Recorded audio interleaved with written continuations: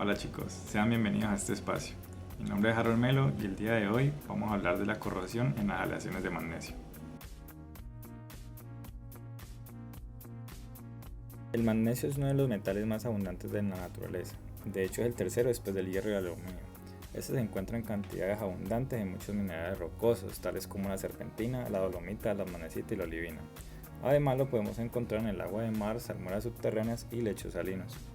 Si bien ya hablamos en dónde encontramos el magnesio, es muy importante mencionar que este se utiliza mucho en su forma aleada, es decir, mezclado con otros metales. Estas aleaciones se caracterizan por ser muy ligeras, de hecho son mucho más ligeras que el aluminio, por lo tanto tienen un amplio uso en lo que concierne a fabricar estructuras.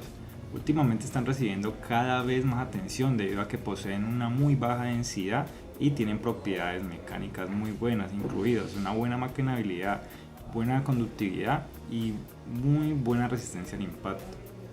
Se considera para amplia gama de usos, está en la industria aeroespacial y en la industria automotriz, y también las investigaciones están apuntando a los implantes biomédicos de aleaciones de magnesio, pero tienen un inconveniente y esta restringe mucho en sus usos o en sus aplicaciones, y es debido a su baja o poca resistencia a la corrosión.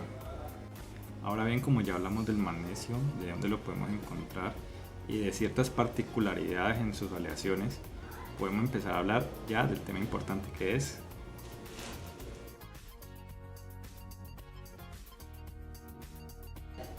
Y para poder hablar del comportamiento de la corrosión de las aleaciones de magnesio es muy importante que tengamos en cuenta estos tres factores de los cuales se pueda mencionar. El primero será el medio en el cual esté rodeado, el segundo será la composición de elementos aleantes y el tercero será el proceso de producción por el cual este haya sido obtenido. Y con lo que vimos anteriormente me gustaría poder empezar a hablar un poco del comportamiento que tienen las aleaciones de magnesio frente a la corrosión atmosférica. Y antes de empezar a hablar de esta parte es importante mencionar que el magnesio tiene una baja resistencia a la corrosión, y esto se da a que este metal es muy reactivo con el oxígeno en presencia de aire seco. El magnesio forma rápidamente una capa de óxido de magnesio en toda la superficie del metal, pero esta capa es muy susceptible a la corrosión atmosférica debido a la cantidad de factores que hay en ella, y también es muy susceptible a los ácidos. Por lo tanto, el estudio de la corrosión de estas aleaciones prácticamente se basa en el comportamiento frente a soluciones acuosas, ya que al hacer un estudio con respecto al medio ambiente se vuelve un poco más complejo, y esto es debido a que debe tener en cuenta muchísimos factores, tales como la temperatura, la humedad relativa y el tiempo de exposición en este tipo de humedad, también la composición atmosférica, la presencia de contaminantes industriales y sales orgánicas en el ambiente, y también tenemos que tener en cuenta el tipo de aleación que se va a evaluar. Entonces, para poder empezar a hablar de la corrosión atmosférica es importante mencionar dos factores. Uno de ellos va a ser los factores metalúrgicos y el otro van a ser los factores medioambientales. Entonces, cuando hablamos de factores metalúrgicos, básicamente estamos hablando de cómo influyen los elementos o metales de aleación, y asimismo tenemos que determinar cuáles son las fases secundarias y las fases intermetálicas. Además de eso, tenemos que tener en cuenta el tamaño, la forma y el ordenamiento de los granos. Ahora bien, para hablar de los factores metalúrgicos, en primer lugar me gustaría hablar del aluminio o del efecto que este ocasiona en la aleación de magnesio, y este tiende a reducir la velocidad de corrosión cada vez que aumenta el contenido de aluminio en la aleación.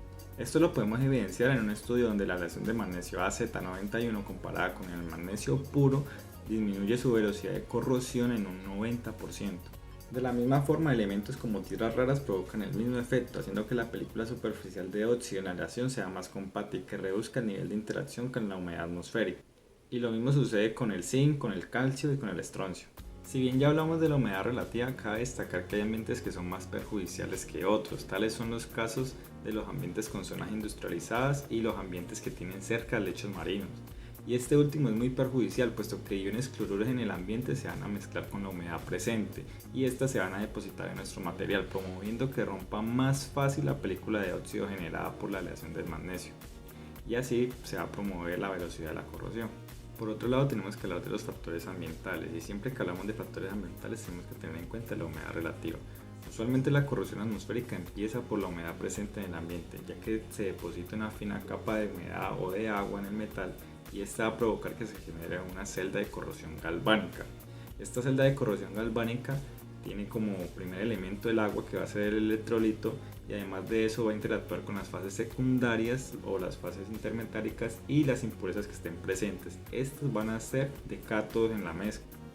Por lo tanto, en esta pila de corrosión galvánica, el electrolito va a permitir el paso de los electrones eficientemente en la reacción redox. Por otro lado, tenemos que hablar de la temperatura, y siempre que vamos a hablar de la temperatura, esta usualmente va a promover la cinética en las reacciones. Por lo tanto, es normal que en la corrosión atmosférica el aumento de la temperatura aumente la velocidad de corrosión.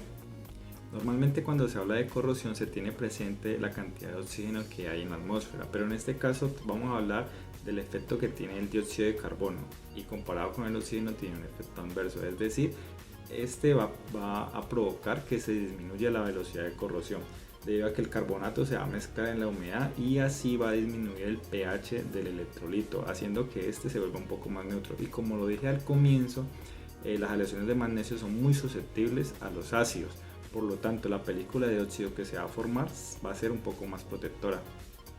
Y para concluir este episodio me gustaría hablar de cómo se puede determinar las velocidades de corrosión en términos generales. Entonces, como primera medida vamos a utilizar una medición gravimétrica. Esta consiste básicamente en exponer la muestra de aleación de magnesio en el ambiente y tomar medidas de diferencias de masa a través del tiempo. También tenemos las mediciones electroquímicas, y este método básicamente permite saber el comportamiento de la corrosión de acuerdo a la energía medida en unidades de corriente. Con este método se pueden realizar las curvas de polarización, donde se obtienen valores como el potencial de corrosión y las velocidades de corrosión. Y también tenemos los métodos analíticos de superficie, donde principalmente nos basamos en la caracterización de la superficie, y esto se hace ya sea por técnicas de microscopía óptica, de microscopía electrónica de barrida o de microscopía electrónica de transmisión. Espero les haya gustado mucho el video, y para finalizar quiero darle gracias a los siguientes autores, ya que gracias a la publicación que ellos hicieron yo les puedo traer toda esta información. Hasta la próxima.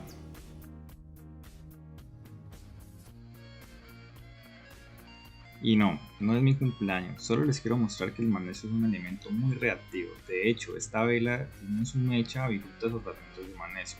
Cuando apagamos la vela, las brasas presentes en la mecha reaccionan con el oxígeno y el vapor de parafina de la vela, provocando que se encienda nuevamente la llama.